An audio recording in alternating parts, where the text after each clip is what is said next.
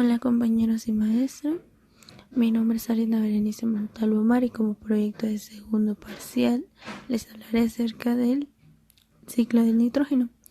Y como una pequeña introducción, el nitrógeno ha estado en todas partes. De hecho, el nitrógeno gaseoso compone alrededor del 78% del volumen de la atmósfera de la Tierra, lo que sobrepasa con mucho al oxígeno que consideramos aire. Pero tener nitrógeno a nuestro alrededor y ser capaz de aprovecharlo son dos cosas muy distintas. Tu cuerpo, nuestro cuerpo, el de las plantas y animales, no tienen la capacidad de convertir el nitrógeno a una forma utilizable. Nosotros los animales y nuestras amigas las plantas no tenemos las enzimas para capturar o fijar el nitrógeno atmosférico. Aún así, tu ADN y tus proteínas tienen una buena cantidad de nitrógeno. Pero, ¿de dónde viene todo ese nitrógeno? Bueno, en el mundo natural se dice que proviene de las bacterias. El ciclo de nitrógeno está compuesto por distintas fases. La primera fase o el primer paso es la fijación. Bueno, en esta fase el nitrógeno es fijado por los diferentes tipos de bacterias, como son la Azotobacteria, la Frankia, Trivio, Noxto, Navaem, Porphu. Bueno, estas son bacterias que fijan el nitrógeno atmosférico y lo convierten en misógenos.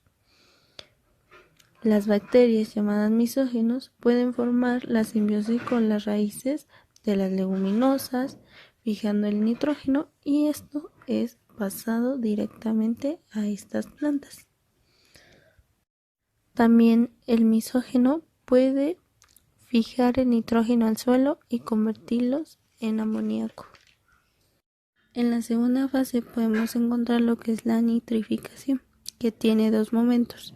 El primero es la nitritación y el segundo es la nitratación.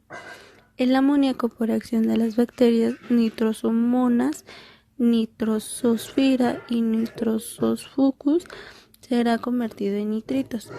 Los nitritos, por acción de las Nitrosobacter, será convertido en nitratos. Si cuando tenemos nitratos es la forma como las plantas van a asimilar el nitrógeno. Por ello, en esta fase la podemos llamar como su fase llamada asimilación. Las plantas aprovechan el nitrógeno y forman composiciones orgánicas, los cuales luego serán aprovechados por los herbívoros, y estos a su vez son el alimento de los carnívoros. Así que tanto los carnívoros como los herbívoros eliminan producto de excreción, es decir, la orina y las heces. Y es que aquí es donde el nitrógeno va al suelo de nuevo, pero también estos animales podrían morirse. Otra fase muy importante es la amonificación o putrefacción. En esta fase la materia orgánica o descompuesta, tanto como las proteínas, serán convertidas en amoníaco. Si los nitratos no son aprovechados, entonces se convierten en nitritos. Aquí es donde viene la acción de las bacterias denitrificantes, que son pseudomonas o teobaciles, es decir, se nitrifican, hacen quimiosintesis y los nitritos serán utilizados y producidos de esta forma. La utilización o la forma de descomposición. Nuevamente el nitrógeno irá a la atmósfera, lo cual se completaría el ciclo. Y como conclusión, el nitrógeno es un componente esencial de los cuerpos de los seres vivos. Los átomos de nitrógeno se encuentran en todas las proteínas y en el ADN. También el nitrógeno existe en la atmósfera como nitrógeno gaseoso. Durante la fijación del nitrógeno, las bacterias convierten el nitrógeno en amoníaco, una forma de nitrógeno que puede ser utilizada por las plantas. cuando los animales comen plantas, adquieren compuestos nitrogenados que pueden utilizar. También el nitrógeno es un nutriente limitante común en la naturaleza y la agricultura. Un nutriente limitante es aquel que está disponible en una cantidad mínima y por lo tanto limita el crecimiento. Cuando los fertilizantes que contienen nitrógeno y fósforo llegan a los ríos y lagos, pueden provocar florecimientos de algas y el proceso conocido como eutrofización. Por otro lado, las bacterias también juegan un papel fundamental en el ciclo del nitrógeno. Como sabemos, el nitrógeno ingresa al mundo de lo vivo por medio de las bacterias y otros procariontes unicelulares que convierten el nitrógeno atmosférico en formas biológicamente utilizables mediante un proceso llamado fijación de nitrógeno.